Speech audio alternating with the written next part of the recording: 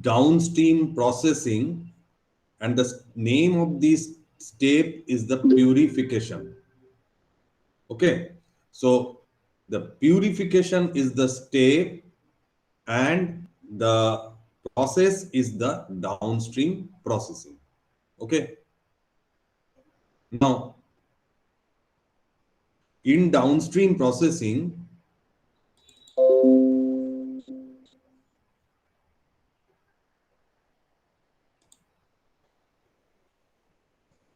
purification can be achieved by two steps, that is crystallization and precipitation, and the second one is the chromatography. So the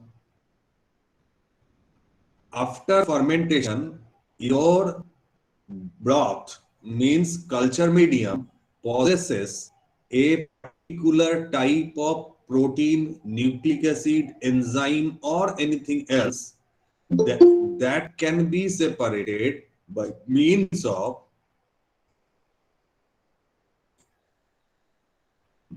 that can be separated by means of crystal formation. Then the crystal size will be increasing, and then it causes precipitation. And another method is the chromatographic method. Okay. So before coming into the crystallization, we need to learn how does crystallization takes place. Okay. So consider a solution may be homogeneous or heterogeneous. Means homogeneous means one type of solutes are there, and heterogeneous means within the solvent two different type of solutes are there. তাহলে দেখ সলিউশনের মধ্যে দুটো component আছে, solute আর solvent. সলভেন্টটা জল, সলিউটটা হচ্ছে গিয়ে protein হতে পারে, এনজাইম হতে পারে, নিউক্লিক অ্যাসিড হতে পারে, কোনো কার্বোহাইড্রেট পলিমার হতে পারে, হ্যাঁ, অ্যালকোহল হতে পারে, যে সাইট্রিক অ্যাসিড হতে পারে, এরকম বিভিন্ন রকমের জিনিস হতে পারে, বা ফ্যাটি অ্যাসিডও হতে পারে।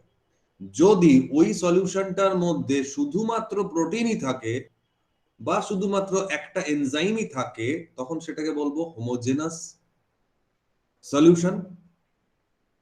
এবারে ওই হোমোজেনাস সলিউশনে ও দ্রবীভূত কন্ডিশনে আছে, ওখান থেকে ওকে নিচে ফেলে দিতে হবে, তবেই আমার পিউরিফিকেশন হবে। তাহলে প্রথম যে কাজটা করতে হয় সেটা হচ্ছে ওই যে দ্রবীভূত সলিউটটা আছে, ওই সলিউটগুলো একে অপরের সঙ্গে যুক্ত করে ওইটাকে ভারী করতে হয়। ভারী করলে ওইটা একসাথে একটা গোছা তৈরি হবে এবং সেটা নিচে পড়বে। যদি তোরা এই ছবিটাতে লক্ষ্য করিস, দেখ সলিউশন আছে হোমোজেনাস, এর মধ্যে কিছু ঢালা হলো, তারপর ধীরে ধীরে ছোট ছোট দানার মতন হতে থাকলো। This is the nucleation stage. Nucleation গুলো আইদার কোয়াগুলেশনে অথবা কন্ডেনসেশন করে নিচে গ্রোথ হবে এবং প্রেসিপিটেট পড়ে যাবে। This is the main target of this study. Okay, so in first process of purification, crystallization usually done, which is a unique separation method in chemical technology, pharmaceutical technology, and this is one of the established method to separate organic acid, amino acids, and it would undergo purification stage. So in crystallization is the process where crystal making is done. Simultaneously the crystals will aggregate and it will form a agglomerate, then it will precipitate. তাহলে দেখ crystallisation দুটো stage process, একটা হচ্ছে crystallisation itself আর একটা হচ্ছে precipitation. ঠিক আছে, এবারে আমরা তো বায়ো জিনিস নিয়ে পড়ছি, তো ফর এক্সাম্পল ধর কোন ফাঙ্গাস সাইট্রিক অ্যাসিড তৈরি করলো, তারপরে সাইট্রিক অ্যাসিডটা ওই জলের সঙ্গে মিশে আছে, তাহলে জলের সঙ্গে এবারে ক্যালসিয়াম হাইড্রোক্সাইড যদি দিয়ে দিই তাহলে ওটা ক্যালসিয়াম সাইট্রেট হিসেবে প্রেসিপিটেট করে যাবে। মনে রাখতে হবে ম্যাগনেসিয়াম যেন ওই ক্যালসিয়াম হাইড্রোক্সাইডের সঙ্গে যেন না মিশে থাকে, কারণ না ম্যাগনেসিয়ামটা বেশি সলিউবল জলে, সেই জন্য ক্যালসিয়াম হাইড্রোক্সাইড প্লাস সাইট্রিক অ্যাসিডকে যুক্ত করলে ক্যালসিয়াম সাইট্রেট হয়ে প্রেসিপিটেট পড়ে যাবে। এরপরে ক্যালসিয়াম সাইট্রেটটাকে H2SO4 এর সঙ্গে রিঅ্যাকশন করিয়ে দিলে তখন আবার আমরা সাইট্রিক অ্যাসিড পাবো।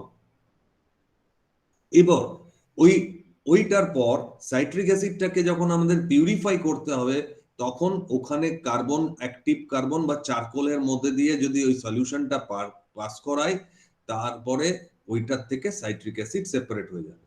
সিমিলারলি দেখ, ক্যালসিয়ামের সল্ট হিসেবে ফেললাম এক, এইটা হচ্ছে সল্টিং আউট প্রসেস, ক্লিয়ার। 2 নম্বর হচ্ছে একটা অ্যান্টিবায়োটিক আছে সেফালোস্পোরিন সি, এইটাকে ক্রিস্টালাইজ করা হয় বাই ইউজিং সোডিয়াম সল্ট অথবা potassium salt, clear.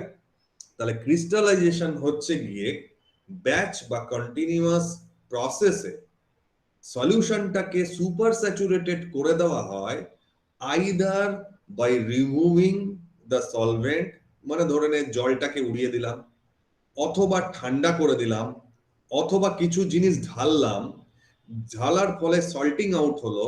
Salting out যেমন এর এক্সাম্পল হচ্ছে গিয়ে সাইট্রিক অ্যাসিডকে ক্যালসিয়াম হাইড্রোক্সাইড দিয়ে ট্রিট করলে ওখানে ক্যালসিয়াম সাইট্রেট পড়বে, ক্যালসিয়াম সাইট্রেটটাকে H2SO4 এর সঙ্গে রিঅ্যাকশন করালে আবার ঘুরে সাইট্রিক অ্যাসিড তৈরি হবে, ঠিক আছে। সিমিলারলি যে ব্রথটাতে সেফালোস্পোরিন সি একটা অ্যান্টিবায়োটিক তৈরি হয়েছে সেটা ওই ব্রথ থেকে নিচে প্রেসিপিটেট ফেলে দেওয়ার জন্য লাগে হচ্ছে গিয়ে সোডিয়াম কিংবা পটাশিয়াম সল্ট, হয়েছে তো।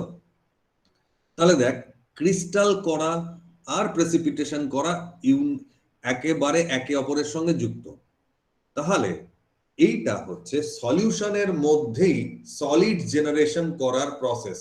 তো কখন আসবে না, সুপার স্যাচুরেশন হলে তবে ওই সলিউশনের মধ্যে থেকে সলিড হিসেবে ও নিচের দিকে পড়ে যাবে। নিচের দিকে পড়ে যাওয়া মানে হচ্ছে প্রেসিপিটেশন হওয়া, ঠিক আছে।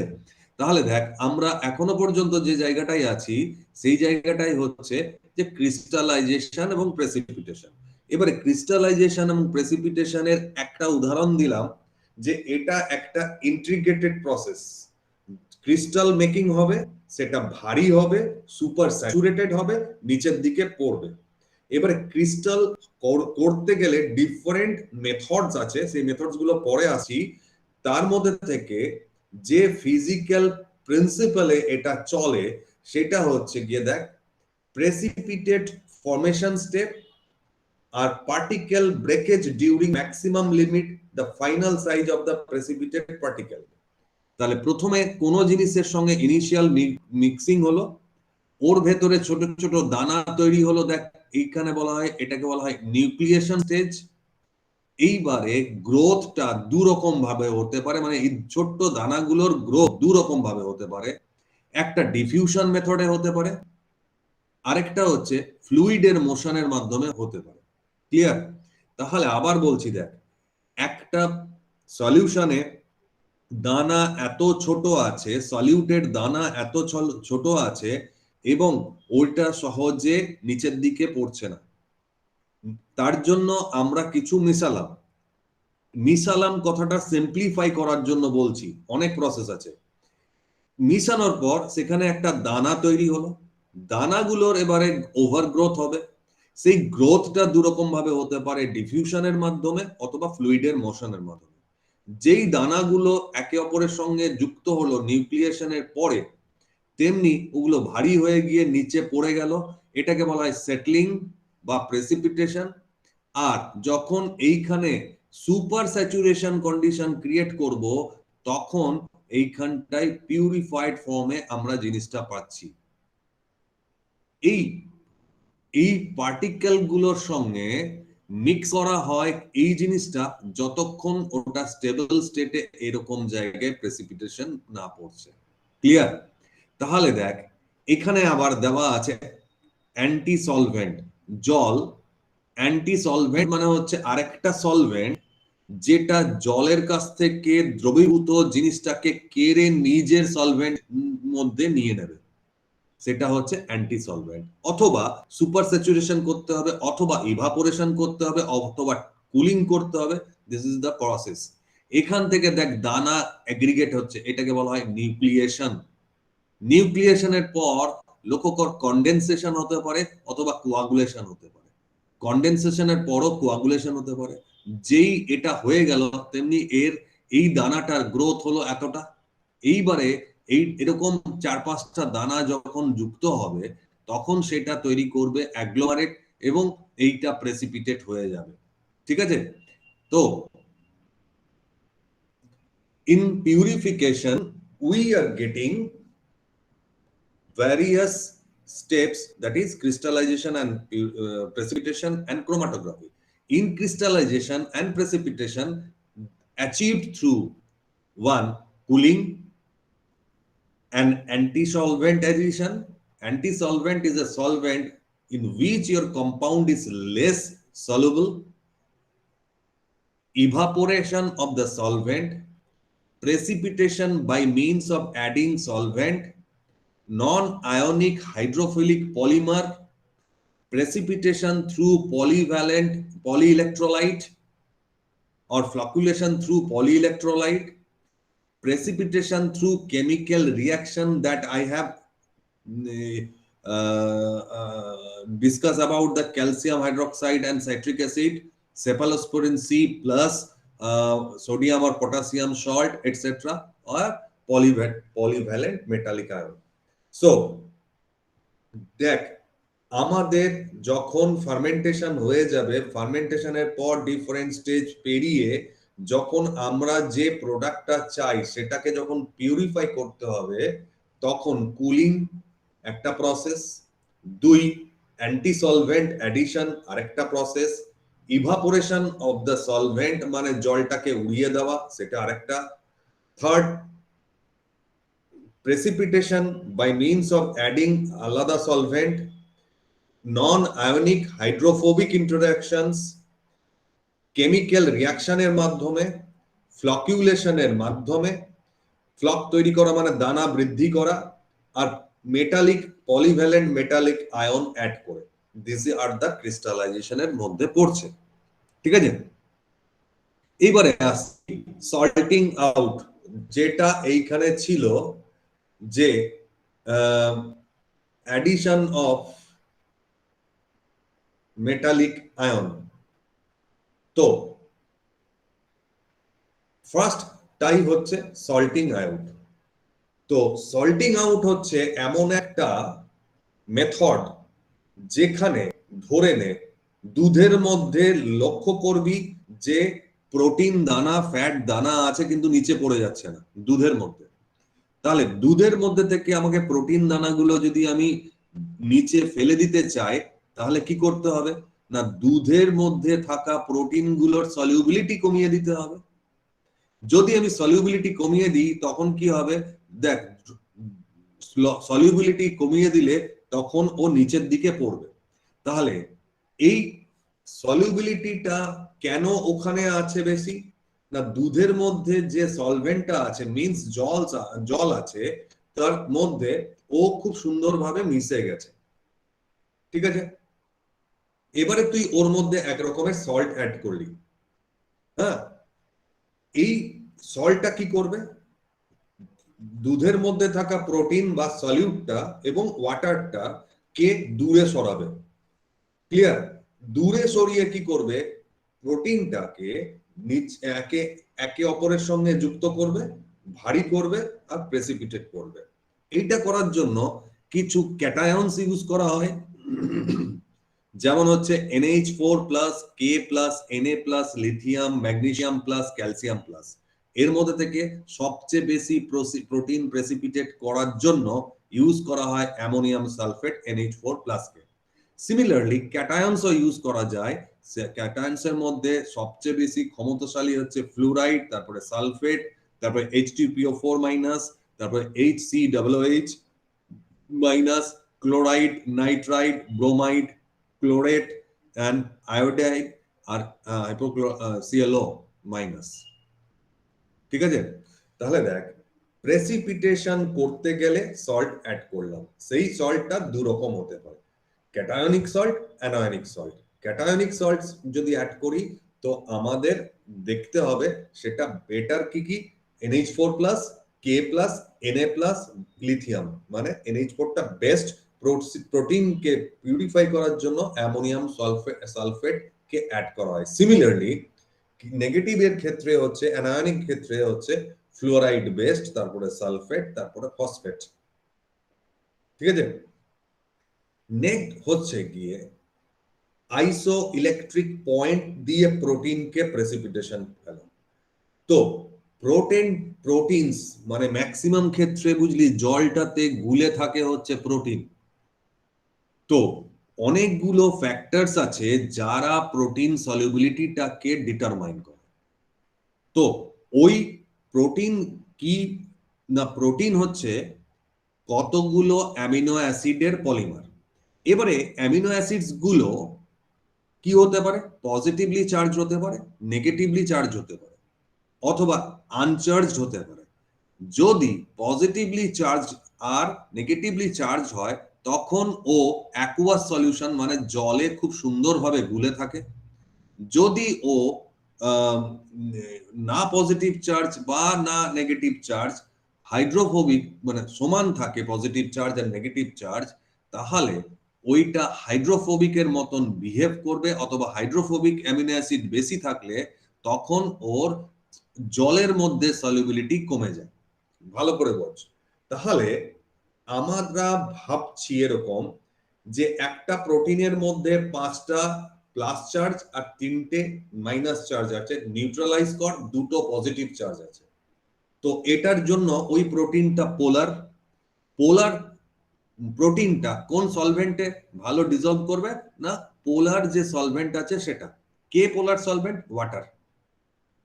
ঠিক আছে, সাইমultaneously 5টা প্লাস চার্জ আছে, প্লাসটা নেগেটিভ চার্জ আছে, দুটো মিলে নিউট্রালাইজ করলো।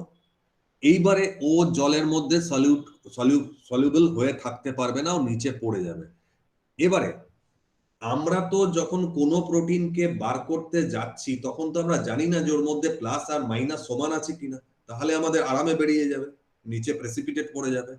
তো আমাদের কিছু দিয়ে কিছু জিনিস অ্যাড করে ওই প্রোটিনের প্লাস চার্জ অথবা মাইনাস চার্জটাকে রুখে দিতে হয়। রুখে দিলেই তখন ও অ্যাকুয়াস সলভেন্ট থেকে মানে জলের মধ্যে থেকেও প্রেসিপিটেট পড়ে যাবে। ফর এক্সাম্পল দেখ, এটা হচ্ছে ওয়াটারের ডাইপোল, দুটো হাইড্রোজেন আর এটা হচ্ছে মাইনাস অক্সিজেনটা। ঠিক আছে, এইটা হচ্ছে প্রোটিনটা। লক্ষ্য কর এরকম একটা প্রোটিন, দেখ এরকম একটা প্রোটিন যার মধ্যে 3টে পজিটিভ 3টে নেগেটিভ আছে। এখানে লক্ষ্য কর 3টে পজিটিভ 3টে নেগেটিভ আছে। ঠিক আছে, এখানে তুই বেস অ্যাড করলি, পিএইচ টা বেসিক করে দিলি, পিএইচ এই বেসিক করে দিলি। হ্যাঁ, তো এইবারে এর যে প্লাস চার্জ গুলো আছে এইটা এই মাইনাস চার্জ দিয়ে ঘিরে যাবে, ওইচ মাইনাস এই প্লাস চার্জ গুলোর সঙ্গে যুক্ত হবে। তাহলে নেট এখন কি আছে, ওর মধ্যে 3টে নেগেটিভ চার্জ আছে। তাহলে ও জলের মধ্যে গুলবে কি গুলবে না, পোলার যেহেতু, চার্জের ডিফারেন্স আছে মাইনাস যেহেতু, সেহেতু জলের মধ্যে খুব ভালো গুলে থাকবে। ঠিক আছে, এবারে ধর আমি অ্যাসিড অ্যাড করলাম। তো অ্যাসিড অ্যাড করলে কি হবে, যে অ্যাসিডের ইয়েগুলো আছে সেইগুলো নেগেটিভ এই জিনিসটাকে এইচ প্লাসটা এই মাইনাস চার্জটাকে নিউট্রালাইজ করে দেবে। তার ফলে ওর মধ্যে কি বেশি আছে, প্লাস আছে। তাহলে প্লাস ছাড়লে কি হবে, পোলার হয়ে গেছে। পোলার হয়ে গেলে কি হবে, জলের মধ্যে খুব ভালো সলিউবল কন্ডিশনে থাকবে। ঠিক আছে, তাহলে প্রোটিন সলিউবিলিটি হচ্ছে determine by the charge present on its surface, and whenever it is polar it become more soluble in water, means solvent water. Now this solubility can be changed by changing the surface charge. This surface charge, sometimes addition of solvent, sometimes size and structure are the responsible for changing the polarity. So whenever you increase the any net charge, any positive or negative net charge, as a result of interaction with the water molecule with acid or base, it will be more soluble in water.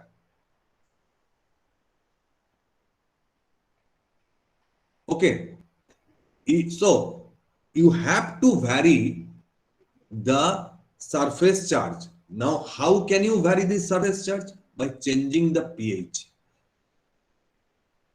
A pH have to be determined in which the net charge on the protein surface would be 0. So if the net charge distribution is 0, then it will be easily precipitate within the solution, and this is called isoelectric pH. Isoelectric pH. তাহলে দেখ, এখনো পর্যন্ত precipitation, crystallisation কথা বলতে গিয়ে ক্রিস্টালাইজেশনের ক্ষেত্রে যেটা বলেছিলাম সেটা হচ্ছে ক্রিস্টালাইজেশন উইথ প্রেসিপিটেশন একটা প্রসেস। সেই প্রসেসের মধ্যে প্রথমেই বললাম 1 নাম্বার যে সাইট্রিক অ্যাসিড ওয়াটার সলিউবল, ওটার সঙ্গে ক্যালসিয়াম হাইড্রোক্সাইড দিবি, ক্যালসিয়াম সাইট্রেট প্রেসিপিটেট পড়লো, ওইটার সঙ্গে H2SO4 এর রিঅ্যাকশন করলি, সাইট্রিক অ্যাসিড হলো, অ্যাক্টিভেটেড কার্বন দিয়ে তুই বা অ্যাক্টিভেটেড চারকোল দিয়ে তুই পিউরিফাই করে দিবি। নেক্সট স্টেপ হচ্ছে আরেকটা বললাম সল্টিং আউট করতে, সোডিয়াম কিংবা পটাশিয়াম সল্ট করবে সেফালোস্পেরিন সি। থার্ড একটা অ্যাসিড বললাম, একটা অ্যান্টিবায়োটিক বললাম, এবারে আসছি প্রোটিন। প্রোটিনটার ক্ষেত্রে খুব ঝামেলা, এবং প্রোটিন হচ্ছে এনজাইম, এবং ম্যাক্সিমাম ক্ষেত্রে যেটা ইম্পর্টেন্ট জিনিস সেটা হচ্ছে আইদার প্রোটিন অথবা এনজাইম। এবারে সলিউশনের মধ্যে থেকে ওকে আলাদা করে দিতে হবে। তো you have to add either cations or anions. Most popular is the addition of cations, and that to be NH4 whole twice SO4, and this is called salting out. Now another process is there.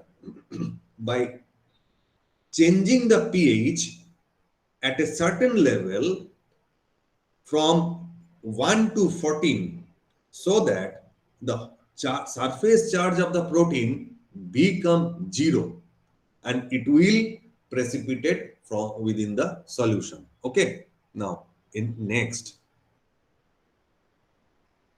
কিছু কিছু ক্ষেত্রে ওয়াটারের সঙ্গে মিশে যায় এরকম solvent হচ্ছে গিয়ে methanol, ethanol, propanol আর acetone. এবারে কি হবে না, যেই মিশে গেল তেমনি এক জলের মধ্যে ধর প্রোটিনটা আছে, তো আমি ওর সঙ্গে অ্যালকোহল অ্যাড করলাম।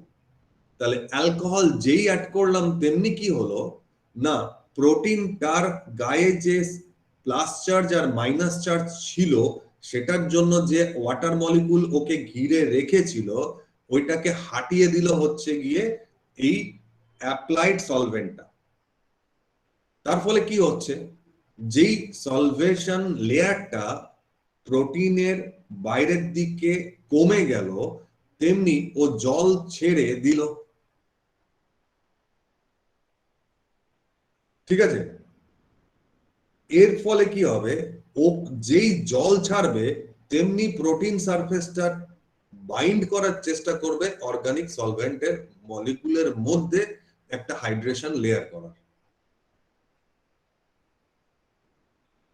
তো এখানে একটা ডাইপোল ফোর্স আর ইলেকট্রোস্ট্যাটিক ফোর্স ইয়ে করে, এবং এইটা 0 ডিগ্রি টেম্পারেচারে করতে হবে, পিএইচ অ্যাডজাস্ট করতে হবে, আর প্রোটিনের কনসেন্ট্রেশন একটা সার্টেন থাকতে হবে, তবেই পাওয়া যাবে। তাহলে দেখ, আমরা একটা কনিক্যাল ফ্লাস্কের মধ্যে ব্রথটা রেখেছি, তার মধ্যে আইদার মিথানল অথবা ইথানল অথবা প্রোপানল অথবা অ্যাসিটন, এগুলো হচ্ছে জলের থেকে কম পোলার কিন্তু পোলার। এবারে কি হবে, যেই কম্পাউন্ডটা ইস্ট বার করেছিল যেই এই সলভেন্টার মধ্যে আমি অ্যাড করলাম, তেমনি কি হলো, ওই ইস্ট যে কম্পাউন্ডটা বার করেছে সেইটা জলকে রিপ্লেস করে দিল, এবং যেই জলকে রিপ্লেস করে দিল তেমনি এর পোলার কম্পাউন্ড, গুলে থাকা পোলার কম্পাউন্ড হয়ে থাকার ক্যারেক্টারিস্টিক্সটা কমে গেল এবং এটা ধীরে ধীরে নিচের দিকে প্রেসিপিটেট করে যাবে। ঠিক আছে, আরেকটা হচ্ছে নন আয়নিক হাইড্রোফিলিক পলিমার। মান ভালো করে দেখ, নন আয়নিক কিন্তু হাইড্রোফিলিক। হাইড্রোফিলিক মানে হচ্ছে জলকে আকর্ষণ করে। এইটা কি করবে, প্রোটিনটার গায়ে যে সারফেস চার্জ আছে তার ফলে যে জলের মলিকুল গুলো লেগে আছে, এইটা কম্পিটিটিভলি নিজের দিকে জলগুলোকে টেনে নেবে। তার ফলে কি হবে, প্রোটিনটার সারফেসের চার্জগুলো এক্সপোজড হয়ে যাবে এবং ওই চার্জগুলো নিজেদের সঙ্গে ইন্টারঅ্যাক্ট করে নিউট্রাল হবার চেষ্টা করবে। যেই নিউট্রাল হবে তেমনি নিচের দিকে পড়বে। তো এটা করতে গেলে কিছু পলিমার অ্যাড করতে হয়, যেমন হচ্ছে ডেক্সট্রান অথবা পলিইথিলিন গ্লাইকল। এবারে হচ্ছে ফ্লকিউলেশন। ফ্লকিউলেশন মানে হচ্ছে সাইজে বড় করা। তাহলে ফ্লকিউলেশনটা করতে গেলে দেখ, যে ডিজলভ প্রোটিনটা আছে দুধের মধ্যে, সেই প্রোটিন গুলোর মধ্যে যদি আমি একে অপরকে কানেক্ট করে দিই তাহলে প্রোটিন মলিকুলটা বড় হয়ে যাবে, নেটওয়ার্ক তৈরি হবে প্রোটিন মলিকুলের। তখন প্রোটিন মলিকুলের নেটওয়ার্ক তৈরি হওয়ার জন্য ভারী হয়ে যাবে। বুঝছে, কেন নেটওয়ার্ক তৈরি হবে? এই কারণে তৈরি হবে যে অ্যালজিনেট কিংবা কার্বক্সিমিথাইল সেলুলোজ এইগুলো তৈরি করবে সলিউশনে একটা network in protein molecule.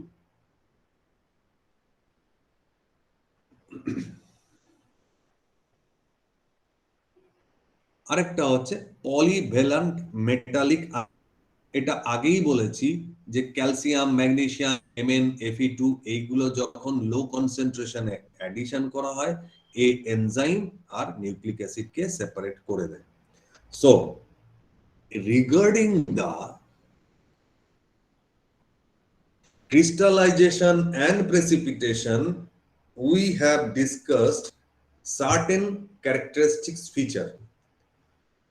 Among them, metal and salting out is the using of inorganic substances, salting out, and metal, polyvalent metals, using of polyvalent metal. Polymer, using of polymer, anionic hydrophilic polymer, and a polymer which disconnect the protein with the water and making the network with the protein.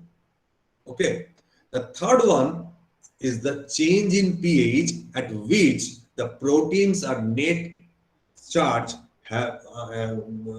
protein having net charge is 0, so they will precipitate. তাহলে আবার বলছি, দেখ,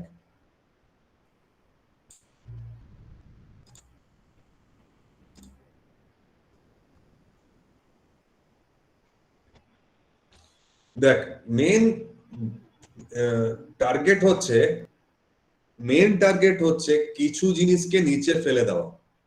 তো ফেলে দিতে গেলে আমাদের কিছু জিনিসের উপরে ডিপেন্ড হতে হবে।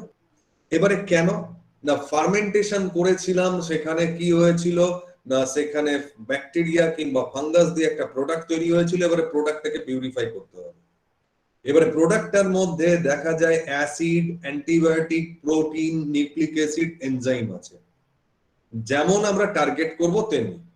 তো এইটা করতে গিয়ে আমরা এক নাম্বার ইউজ করছি হচ্ছে গিয়ে সল্টিং আউট স্ট্র্যাটেজি অথবা addition of polyvalent metallic ion.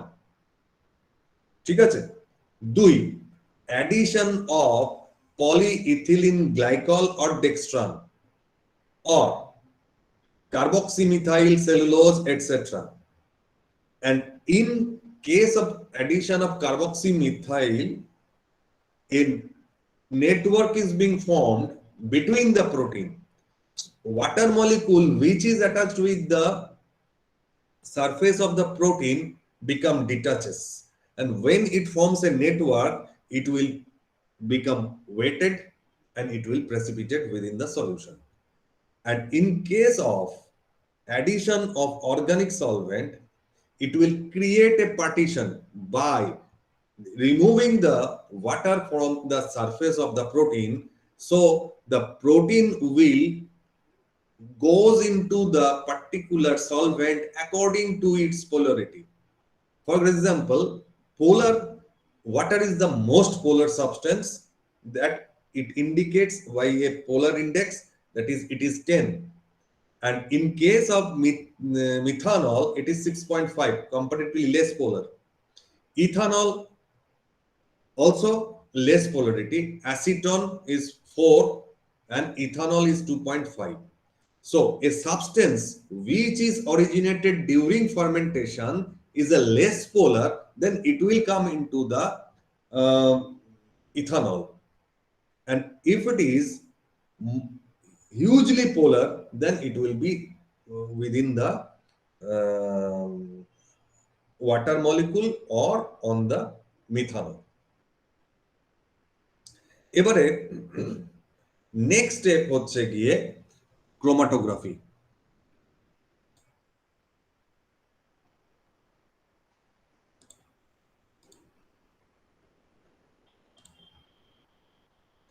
ক্রোমাটোগ্রাফিতে তোরা যেটা পাবি সেটা হচ্ছে gel filtration, affinity chromatography, hydrophobic interaction, ion exchange, immobilised mineral metal ion. Okay, তো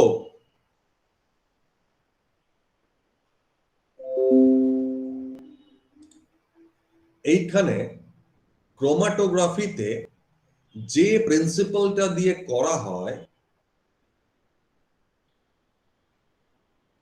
সেইটা হচ্ছে মিক্সচার থেকে সেপারেশন।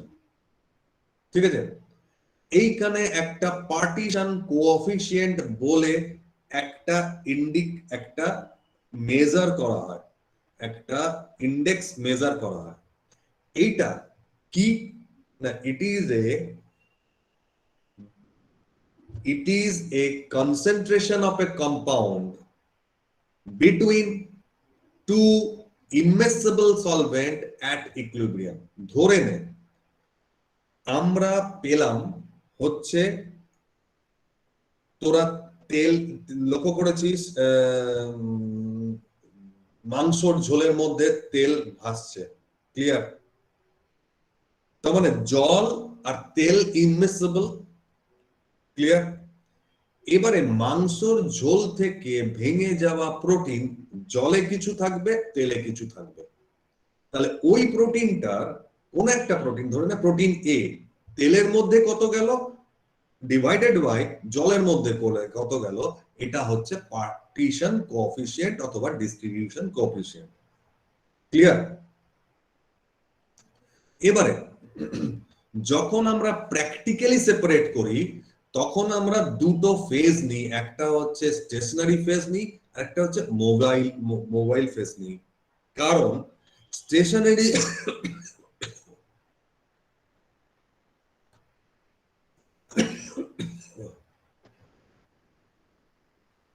মোবাইল ফেজটাতে পোলার কিংবা নন পোলার সলভেন্ট নেওয়া হয়, আর স্টেশনারি ফেজটাতে কি নেওয়া হয় না পেপার নেওয়া হয় বা সিলিকা জেল নেওয়া হয় বা লিকুইড সিলিকন নেওয়া হয়। এইগুলো ইউজ করা হয় সলিড ফেজ হিসেবে, তাহলে মানে বা স্টেশনারি ফেজ হিসেবে। এবারে এইখানে কোন স্যাম্পেলের সেপারেশনটা হচ্ছে গিয়ে নির্ভর করে, ধরে নে তুই একটা খবরের কাগজে স্ট্রিপ কাটলি, দেশি স্ট্রিপটা কাটার পর ওখানে একটুখানি পুদিনা পাতা ছেঁচে ওর মধ্যে সবুজ ড্রপ দিলি, আর নিচে ওই একটা বিকারের মধ্যে দিলি হচ্ছে অ্যালকোহল বা অ্যাসিটন দিয়ে দিলি বা জল দিলি, ক্লিয়ার? তাহলে ওপর থেকে পেপারটা যখন ধরে রাখলি, তাহলে পেপারটা হলো স্টেশনারি ফেজ। কোন জিনিসটা উপরের দিকে উঠে যাবে না সলভেন্টটা উপরের দিকে যাবে। এবার সলভেন্টটার মধ্যে কতটা কে বেশি যাবে, যে যত বেশি গুলবে সে তত উপরে চলে যাবে, যে গুলবে না সে নিচে থাকবে। Got it? তাহলে কি করলাম আমরা, পিউরিফাই করে নিলাম একটা আরেকটা কম্পাউন্ড থেকে ফ্রম দা মিক্সচার। পুদিনা পাতা ছেঁচে তুই যদি এটা করিস, ধরে নে সলভেন্টটাকে এরকম ভাবে তৈরি করলি, পোলার প্লাস নন পোলার মিক্সিং করে করলি, তাহলে কি হবে, নন পোলার সাবস্টেন্সেস, পুদিনা পাতার মধ্যে একটা সেন্ট পাওয়া যায়, মেবি অ্যারোমেটিক অয়েল আছে, তো অ্যারোমেটিক অয়েলটা ওর মধ্যে ডিসলভ করলো, ওটার সঙ্গে ক্লোরোফিলের জায়গা পাবি আলাদা, জ্যান্থোফিলের জায়গা পাবি, ক্যারোটিনয়েডস এর আলাদা আলাদা জায়গা পাবি। তার মানে এখানে স্টেশনারি ফেজটা হচ্ছে গিয়ে পেপার, আর মোবাইল ফেজটা হচ্ছে গিয়ে সলভেন্ট। এবারে কোন ফেজে কতটা থাকবে, না ডিস্ট্রিবিউশন ইন টু ফেজ হয়েছে তো। ধরে নে যে উঠতে পারছে না, তা মানে সে হচ্ছে গিয়ে সলভেন্টে ডিসলভ হতে পারছে না, পেপারে থাকে যাচ্ছে ওই জায়গাটায়। যে উঠতে পারছে, মেন হচ্ছে ও সলভেন্টে ডিসলভ হয়ে যাচ্ছে। তাহলে এইটা দিয়ে তুই কি করতে পারছিস, প্রথমে সেপারেট করতে পারছিস, পরে ওই সেপারেট করা জায়গাটাকে কেটে নিয়ে পিউরিফাই করতে পারছিস। তো এটা দু রকমের, প্রিপারেটিভ ক্রোমাটোগ্রাফি, হ্যাঁ, এটা পিউরিফিকেশনের জন্য করা হয়, আর এটাতে তোর মোটা পেপার লাগবে, সলভেন্ট বেশি লাগবে। আরেকটা হচ্ছে ল্যাবরেটরিতে করা হয় যেটা, সেটা হচ্ছে অ্যানালিটিক্যাল ক্রোমাটোগ্রাফি। তো অ্যানালিটিক্যাল বা পেপার ক্রোমাটোগ্রাফি বা প্রিপারেটিভ ক্রোমাটোগ্রাফি, analytical বা preparative chromatography is based on partition coefficient between two phases. One is stationary phase, another is mobile phase. In stationary phase, we are using paper, silica gel, etc. And in mobile phase, we use solvent like water, ethanol, acetic acid, sometimes mixture, hexane, etc. And based on its solubility, it will show its distribution. এবারে দেখ, partition chromatography liquid liquid use করা হয়, gas chromatography gas আর liquid use করা হয়, ion এক্সচেঞ্জের ক্ষেত্রে liquid আর ion exchange raisin use করা হয়। বুঝতে পারছিস এগুলো মোবাইল ফেজ। মলিকুলার সিভ এর ক্ষেত্রে বা জেল পারমিয়েশনের ক্ষেত্রে লিকুইড আর মলিকুলার সিভ করা হয়। থিন লেয়ার সিলিকা বা অ্যালুমিনা ইউজ করা হয় টিএলসি করার জন্য, থিন লেয়ার ক্রোমাটোগ্রাফি করার জন্য। লিকুইড আর পেপার ইউজ করা হয় পেপার ক্রোমাটোগ্রাফি করার জন্য। তার মানে এই মেটেরিয়ালটা হচ্ছে স্টেশনারি ফেজ, এইটা লক্ষ্য কর লিকুইড কিংবা গ্যাস আছে। বাস এই পেপার ক্রোমাটোগ্রাফিটা আমরা করে দেখে নিতে পারি, বাকি থিন লেয়ারটাও করতে পারি। বাকি আমাদের এইগুলো ওরা হাইয়ার করতে গেলে তখনই পাবি গ্যাস ক্রোমাটোগ্রাফি বা আয়ন এক্সচেঞ্জ বা জেল পারমিয়েশন বা high pressure liquid chromatography, whatever it may. ঠিক আছে, তাহলে এবারে বেসিক্যালি আসছি আমরা যে ডাউনস্ট্রিমের ক্ষেত্রে যেগুলো মেনলি ইউজ হয় সেগুলো হচ্ছে জেল ফিল্ট্রেশন বা affinity, hydrophobic interaction, ion exchange আর ইমমবিলাইজড মেটাল আয়ন ইউজ করা হয় ফর মানে থ্রু ক্রোমাটোগ্রাফিক প্রসেস। এইবারে এটা খুব ভালো করে লক্ষ্য করবি, এইখানে দেখ একটা ছোট লাল দানা আছে আর একটা বড় নীল দানা আছে, আর এটা একটা সলিউশনের মধ্যে আছে। এখানে কিছু বিড রেখে দেওয়া হয়েছে, এই বিড গুলো মানে তোর বিভিন্ন সাইজে হবে। কিসের সাইজের ভেতরে, না এর ভিতরে কতটা পোর স্পেস থাকবে তার উপর। তাহলে মলিকুলার ওয়েটের উপরে ডিপেন্ড করে, বিভিন্ন মলিকুলার ওয়েট আর কনসেন্ট্রেশনের উপর ডিপেন্ড করে এই বিড গুলোর ভিতরে সাইজটা মানে পোর সাইজটা নির্ভর করে। ঠিক আছে, এবারে এইরকম একটা জায়গায় এগুলো ঢুকিয়ে রাখলি আর এইরকম আর বড় প্রোটিনটাকে দিয়ে দিলি। এবারে ছোট আর বড় প্রোটিনটাকে দিয়ে দিলে কি হবে, ছোট প্রোটিন গুলো এই বিডসটার ভিতরে ঢুকে বসে থাকবে, দেখ ঢুকে গেছে, আর বড় প্রোটিনটা সেপারেট হয়ে আগে চলে আসলো। এবারে এই ছোট প্রোটিনটাকে যদি ছাড়াতে হয় একটা সলিউবল কমপ্লেক্স দিয়ে দিতে হবে, সেটা তখন পরে আসবে। তার মানে আমি কি করলাম, মিক্সচার থেকে দুটো প্রোটিনকে সেপারেট করে দিলাম। এবারে এইটা কি রকম, না it is a gel bead which having a particular pore and it will absorb smaller particle and it will and not allow absorption of the larger particle. The larger particle will elute out, বেরিয়ে আসবে firstly, and then smaller molecule will be come out. Firstly, it become trapped, and then it will come out if more solvent are being applied. এর থেকেও ছোট material দিয়ে দিলে, solvent দিয়ে দিলে, সলভেন্টটা কি করবে, ওই পোর স্পেস থেকে কেটে ঢিলে বার করে দেবে। তাহলে ডিফারেন্ট টাইমে আমার ডিফারেন্ট সাইজের জিনিস বেরিয়ে গেল। এটাকে বলা হয় জেল ফিল্ট্রেশন বা জেল পারমিয়েশন। এইটা জেনারেলি লো মলিকুলার ওয়েট এর প্রোডাক্ট কে পিউরিফিকেশন করার জন্য অথবা সল্ট কে রিমুভ করার জন্য ইউজ করা হয়।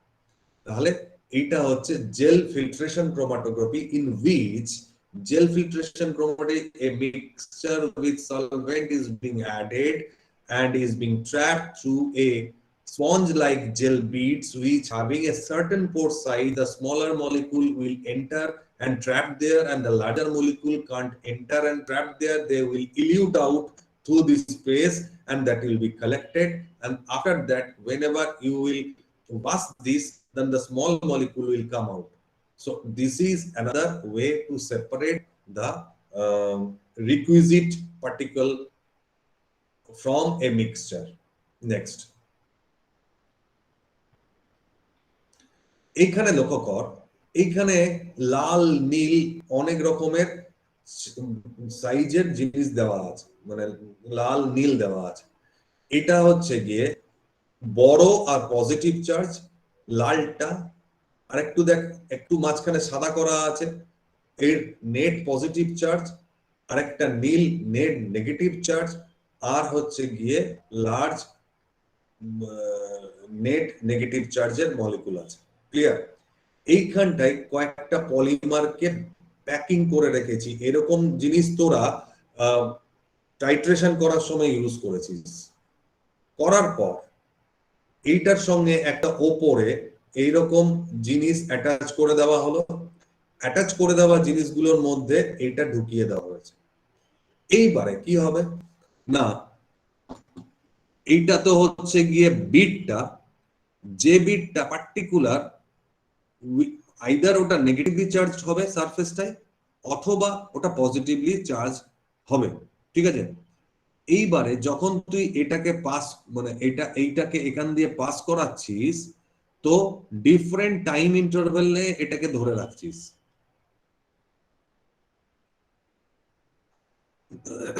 তো either it can be a cation or it can be a anion. এবারে proteins move through this column at rates determined by their net charges at a particular pH. তাহলে cation exchanger যদি use করিস, এই ভিতরে বিটগুলো যদি cation exchanger use করিস, তাহলে এই কাকে ধরে বসে থাকবে? নেগেটিভ গুলোকে ধরে বসে থাকবে। আর যদি নেগেটিভ গুলোকে এই সারফেসটায় নেগেটিভ চার্জ ইউজ করিস, তাহলে পজিটিভ গুলোকে ধরে বসে থাকবে। এটা ভালো করে লক্ষ্য কর। দেখ, এই বিটটার মধ্যে নেগেটিভটা ঢুকে আছে, এটার মধ্যে পজিটিভ দুটো, একটা নেগেটিভ ঢুকে আছে। ঠিক আছে? তাহলে নেগেটিভ বিটটা যখন, তখন ও পজিটিভ চার্জকে অ্যাটাচ করে রাখবে, আর পজিটিভ বিট যখন, তখন নেগেটিভ বিটের সঙ্গে অ্যাটাচ হয়ে যাবে। এবারে দেখ, positively charge protein binds to the negatively charge beads, তারপরে negatively charge protein flows through the bead. তাহলে দেখ, আমার প্রথমেই জানা দরকার আছে প্রোটিনটার নেট নেগেটিভ চার্জ কি একটা পিএইচ এ, মানে নেট চার্জ কি। যদি দেখা যায় নেগেটিভ চার্জ, তাহলে আমি এখানে ক্যাটায়নিক বিট দিয়ে দিলাম, তাহলে ও নিয়ে নিল, অ্যাটাচ করে দিল কাকে। আর যদি দেখি যে প্রোটিনটা পজিটিভলি চার্জ আছে, তাহলে অ্যানায়নিক বিট দেবো এবং সে ক্যাটায়নস গুলোকে, মানে পজিটিভ চার্জ গুলোকে ধরে নেবে। ভালো করে লক্ষ্য করবি, যে পজিটিভ মলিকুল আর নেগেটিভ মলিকুল এখানে মিশানো আছে।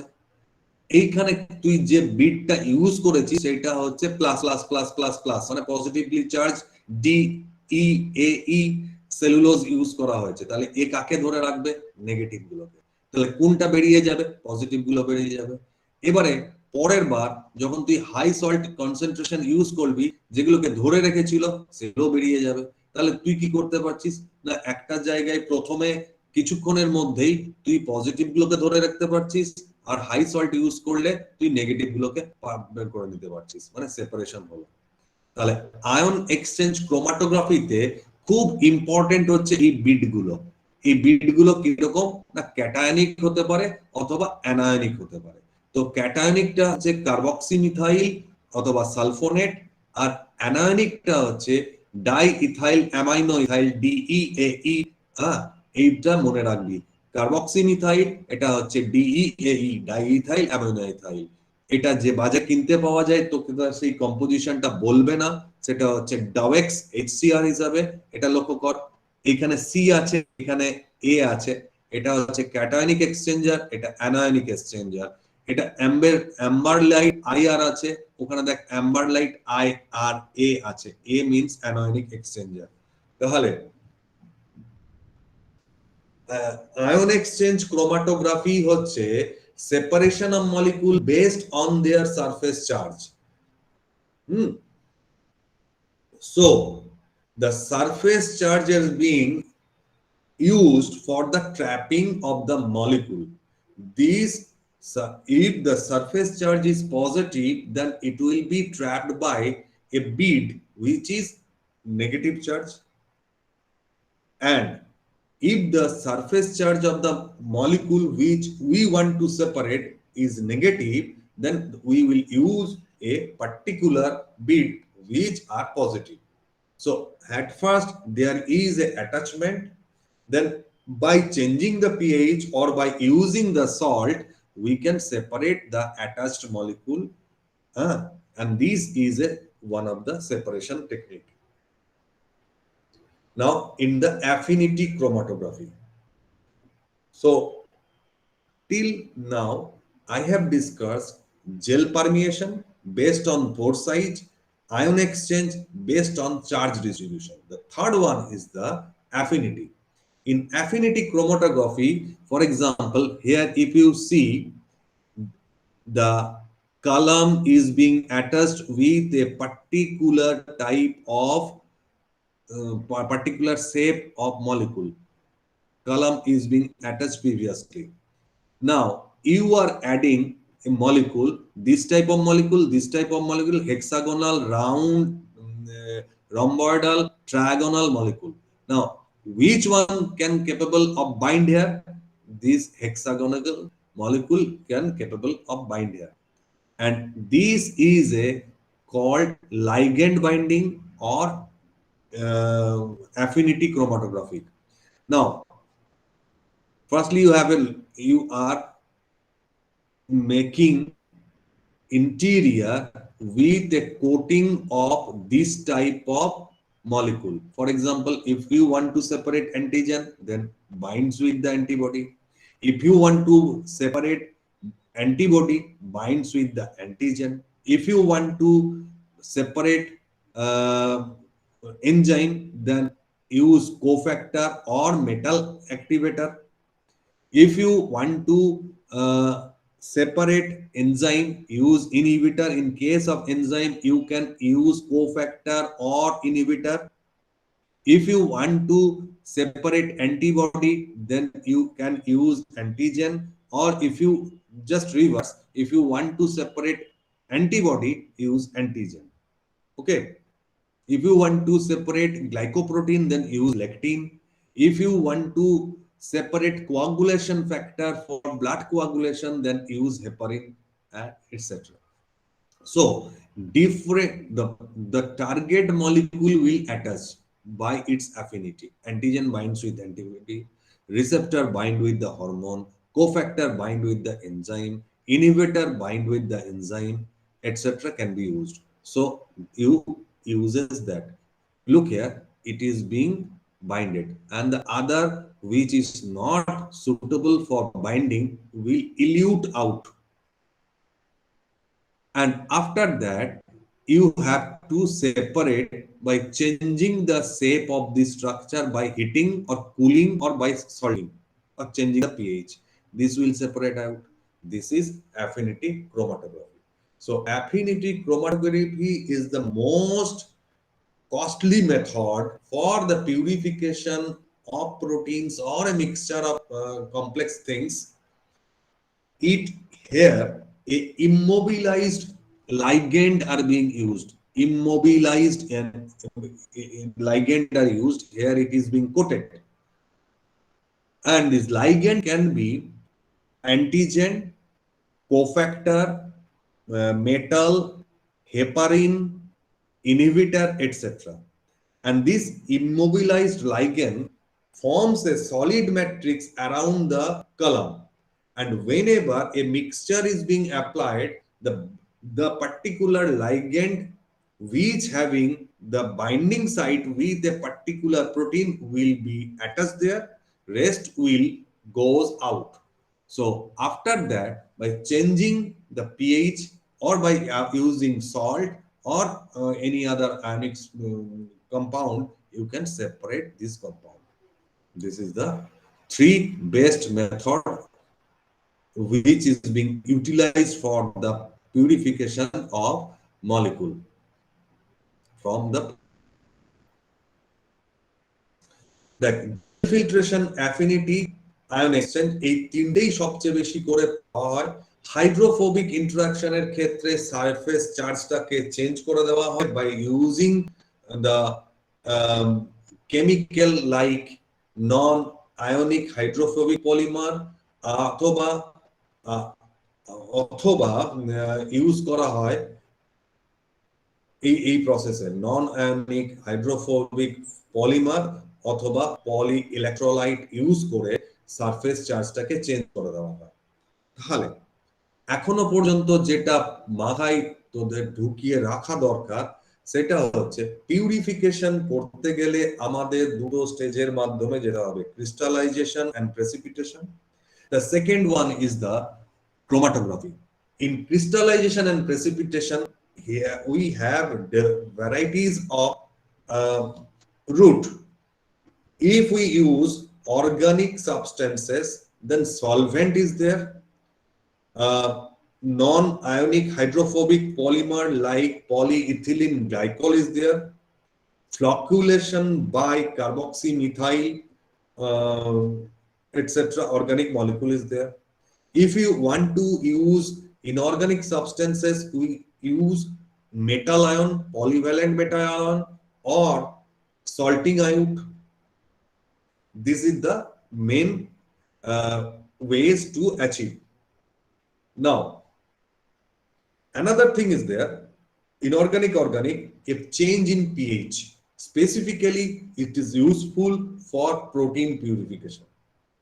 Now, in chromatography, there are various methods, but gel filtration, ion exchange, and affinity chromatography are mostly used in industrial microbiology and biotechnology for the purification of protein, enzyme, antibody, etc. for a purpose.